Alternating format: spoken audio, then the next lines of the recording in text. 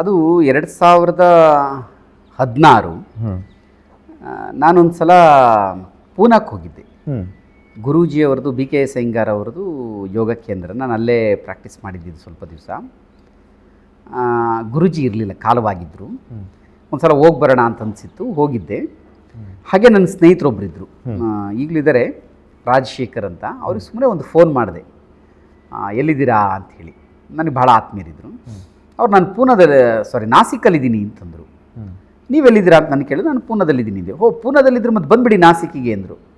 ನಾಸಿಕಿಗೆ ಏನಕ್ಕೆ ಬರಬೇಕು ಅಂತ ಕೇಳಿದೆ. ಏನಿದೆ ಅಲ್ಲಿ ವಿಶೇಷ ಅಂದೆ. ಇಲ್ಲ, ಕುಂಭಮೇಳ ನಡೀತಿದೆ ಬನ್ನಿ ಅಂದರು.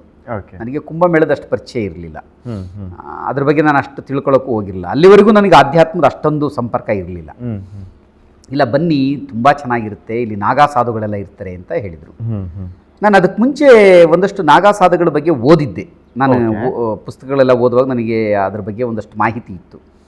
ಮತ್ತು ಅಘೋರಿಗಳೆಲ್ಲ ಇಲ್ಲಿದ್ದಾರೆ, ನಾಗಾ ಸಾಧುಗಳಿದ್ದಾರೆ, ನೀವು ಬನ್ನಿ, ನೀವು ಭೇಟಿ ಆಗ್ತೀರಿ ಅಂತ, ಭೇಟಿ ಮಾಡ್ಬೋದು ಅಂತ.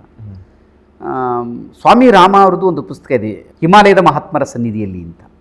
ಆ ಪುಸ್ತಕವನ್ನು ನಾನು ಸಾಕಷ್ಟು ಸಲ ಓದಿದ್ದೆ. ಸೊ ಹಾಗಾಗಿ ಅಲ್ಲಿಯ ಬರುವಂಥ ಕಥೆಗಳು ಮತ್ತು ಈ ನಾಗಾ ಸಾಧುಗಳದ್ದು ಜೀವನ ಒಂದೇ ಅಲ್ವಾ, ಅವ್ರನ್ನೊಂದ್ಸಲ ಭೇಟಿ ಆಗಬೇಕು, ದರ್ಶನ ಮಾಡಬೇಕು ಅಂತ ಹೊರಟೆ. ಅಲ್ಲಿ ಅವರು ನಾನು ನಾಸಿಕ್ ಹೋಗಿ ಹೇಳಿದೆ. ಅಲ್ಲಿಂದ ಅವರು ನನ್ನನ್ನು ತ್ರಯಂಬಕೇಶ್ವರಕ್ಕೆ ಕರ್ಕೊಂಡು ಹೋದ್ರು. ಅಲ್ಲಿಂದ ಒಂದು 20-25 ಕಿಲೋಮೀಟರ್ ಆಗುತ್ತೆ ತ್ರಯಂಬಕೇಶ್ವರ. ನಾಸಿಕಲ್ಲೂ ಎಲ್ಲ ನಾಗಾ ಸಾಧುಗಳಿದ್ರು, ತ್ರಯಂಬಕೇಶ್ವರದಲ್ಲೂ ಇದ್ದರು.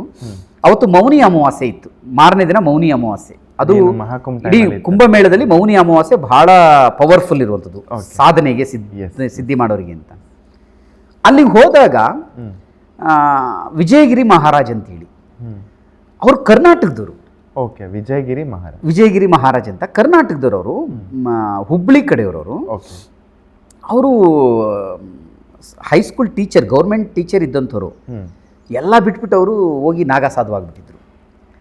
ಇತ್ತೀಚೆಗೆ ನಾವು ನೋಡ್ತಾ ಇದ್ವಿ, ಯಾರೋ IIT ಅನ್ನು ಕೂಡ ಬಂದಿದ್ರಲ್ಲ, ಇಲ್ಲೇ ಮೊನ್ನೆ ಬಂದಿದ್ರು, M.Tech ಮಾಡಿದವರು ಇಲ್ಲೇ ಬಂದಿದ್ರು. ಮೊನ್ನೆ ನೀವು ಬಂದಾಗ ಇದ್ದಿದ್ರು ಕಾರ್ಯಕ್ರಮದಲ್ಲಿ ಇದ್ರು. ಸೊ ಅಲ್ಲಿಗೆ ಹೋದಾಗ ಅವತ್ತು ಇಡೀ ರಾತ್ರಿ ಭಾರಿ ಅದ್ಧೂರಿ ಕಾರ್ಯಕ್ರಮ ನಡೀತಾ ಇದೆ.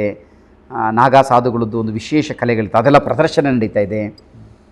ನನಗೆ ಬಹಳ ಒಂಥರ ಕುತೂಹಲ, ಆಶ್ಚರ್ಯ, ಆನಂದ ಅದು.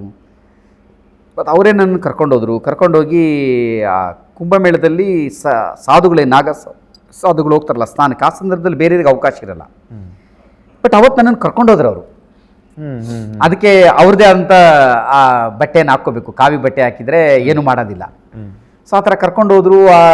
ಅಲ್ಲಿ ಗೋದಾವರಿ ಏನು ಬರ್ತದೆ, ಅದರಲ್ಲಿ ನೀರಿನಲ್ಲಿ ಮುಳುಗಿದ್ವಿ, ಎದ್ದು ಬಂದ್ವಿ. ನನಗೇನೋ ಬಹಳ ಒಂಥರ ಏನೋ ಒಂದು ಲೋಕಕ್ಕೆ ಬಂದಂಗೆ. ಎಲ್ಲ ಬರೀ ಅವರೇ ಇದ್ದಾರಲ್ಲ, ಸಂತರೇನೆ, ಆ ಎನರ್ಜಿ ಇದು.